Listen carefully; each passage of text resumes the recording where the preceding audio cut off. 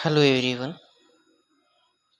आज हम NCERT class 10 का इंट्रोडक्शन टू ट्रिगोनोमेट्री जो एक्सरसाइज 8.2 जिसका थ्योरी हम लोग देख चुके हैं।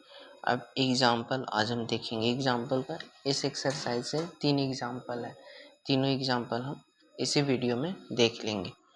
तो चलते हैं सबसे पहले फर्स्ट क्वेश्चन की। फर्स्ट क्वेश्चन क्या है?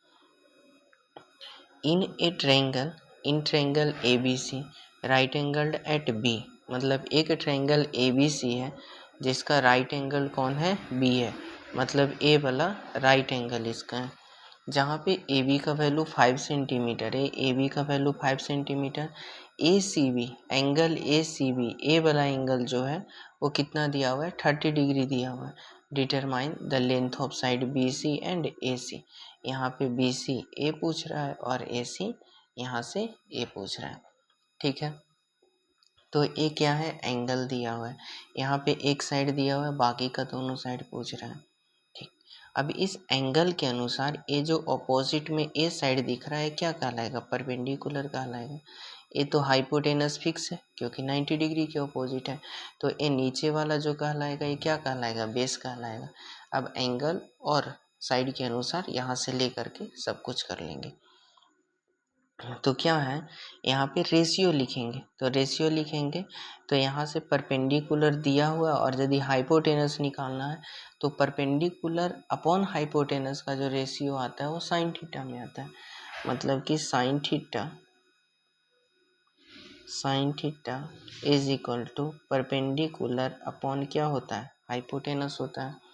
अब यहाँ से थीटा के प्लेस पे क्या लिखेंगे? 30 डिग्री। मतलब कि मेरा जो एंगल ACB जो दिया हुआ है कितना? 30 डिग्री। इसको हम क्या मान लेते हैं? थीटा मान लेते हैं। थीटा मान लेते हैं, ये हो गया। अब यहाँ से क्या करते हैं तो थीटा का वैल्यू कितना? 30 डिग्री है। अब इसको लिखते हैं साइन थीटा के जगह पे 30 डिग्री। P परपेंडिकुलर कौन है? AB है परपेंडिकुलर, और हाइपोटेनस कौन है? AC है। साइन 30 डिग्री का वैल्यू कितना होता है? 1/2 होता है। यहाँ से AB का वैल्यू कितना दिया हुआ है? 5 सेंटीमीटर दिया हुआ है, और AC का वैल्यू यहाँ से हमसे पूछ रहा है। तो क्या कर दे? क्रॉस मल्टीप्लाई कर देते हैं दोनों। क्रॉस मल्टीप्लीकेशन, तो AC को 1 से मल्टीप्लाई करेंगे AC हो जाएगा, और 5 सेंटीमीटर को 2 से मल्टीप्लाई कर देते हैं तो AC का वैल्यू क्या हो जाएगा? 2 5 10 सेंटीमीटर। ये हो गया किसका वैल्यू? हाइपोटेनस का वैल्यू हो गया, निकल गया यहाँ से। अब यहाँ से BC भी हम निकाल सकते हैं, तो BC निकाल देते हैं। क्या करते हैं? साइन थीटा लेंगे, परपेंडिकुलर हाइपोटेनस क्या ले लेते हैं?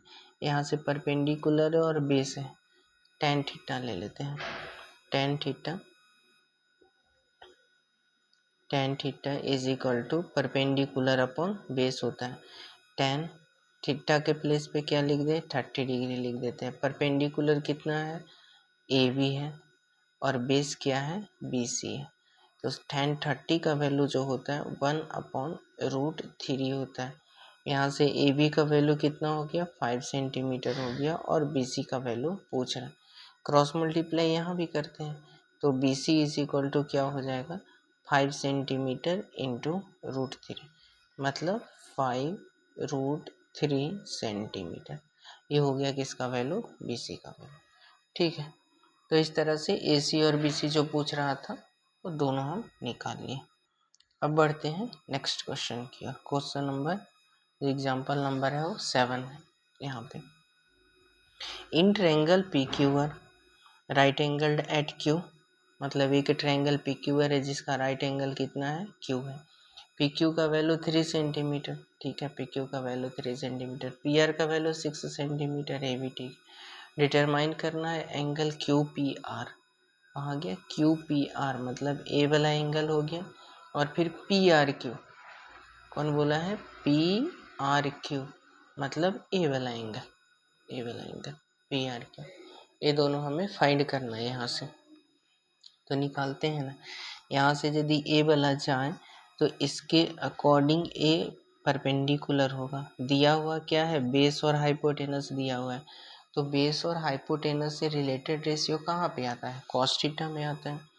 तो यहाँ से क्या हो जाएगा, कॉस थीटा लेंगे, cos theta is equal to base upon में हाइपोटेनस, कॉस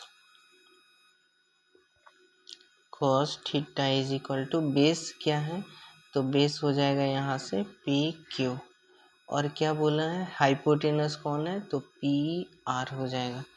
तो अब क्या लिखें, cos theta is equal to P Q का वैल्यू कितना, 3 सेंटीमीटर, पी आर का वैल्यू 6 सेंटीमीटर, सेंटीमीटर से सेंटीमीटर कैंसिल, 3 1 जा 3, 3 2 जा 6, मतलब cos theta is equal to 1/2। अब यहाँ से कॉस थीटा का कॉस थीटा हो गया, 1/2 को कॉस कितना लिखते हैं, कॉस 60 डिग्री लिखते हैं, मतलब कि यहाँ से थीटा का जो वैल्यू आया वो कितना डिग्री आ गया, 60 डिग्री आ गया, मतलब कि एंगल पी का वैल्यू हो गया 60 डिग्री। ठीक है, तो एक का तो आंसर आ गया। अब बढ़ते हैं सेकेंड वाले की ओर। सेकेंड में क्या निकालना है, ए वाला, इसका वैल्यू लाना है, इसका वैल्यू लाना है तो इसके ऑपोजिट में परपेंडिकुलर और ए वाला हाइपोटेनस, मतलब साइन थीटा का लगा देते हैं। तो sine theta is equal to क्या होता है, perpendicular upon hypotenuse, sine theta के जगह पे साइन थीटा ही रहने देंगे, परपेंडिकुलर हो जाएगा कितना, पी क्यू हो जाएगा, और उसके बाद क्या हो जाएगा, यहाँ से फिर हाइपोटेनस हो जाएगा, हाइपोटेनस कितना हो जाएगा, पी आर हो जाएगा। अब यहाँ क्या लिखे, sine theta is equal to P Q का वैल्यू 3 सेंटीमीटर, पी आर का वैल्यू 6 सेंटीमीटर, 3 1 जा 3, 3 2 जा 6, तो sine theta is equal to 1/2, बोले तो कितना, साइन 30 डिग्री का वैल्यू, तो थीटा के जगह पे कितना डिग्री आ गया, 30 डिग्री आ गया, मतलब कि एंगल आर जो हो गया वो कितना डिग्री, 30 डिग्री हो गया।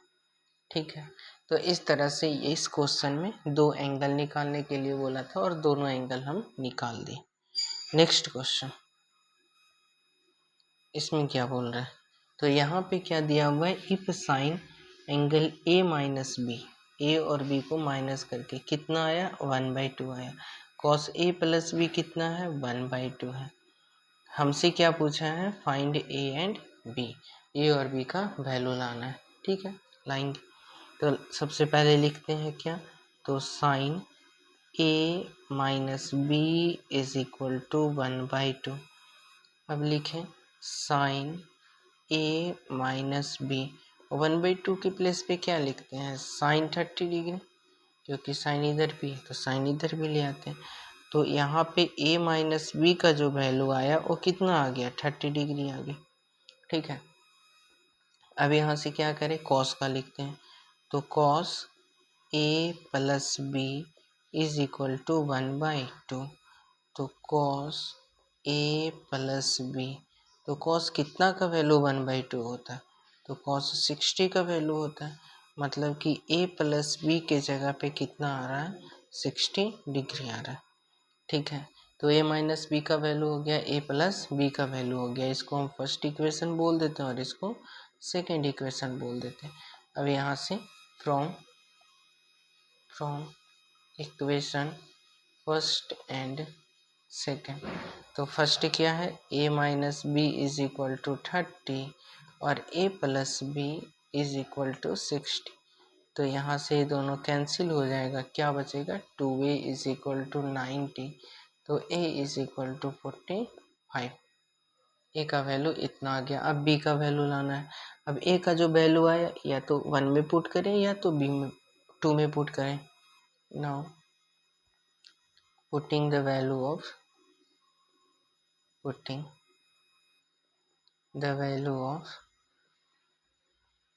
Of a in equation first है क्या, a minus B is equal to 30 degree, तो a के जगह पे कितना हो जाएगा, 45 minus B is equal to 30, तो यहाँ से इसको इधर कर देते हैं, 45 minus 30 is equal to B, तो यहाँ से b का वैल्यू जो हो जाएगा वो कितना हो जाएगा, 15 डिग्री हो जाएगा।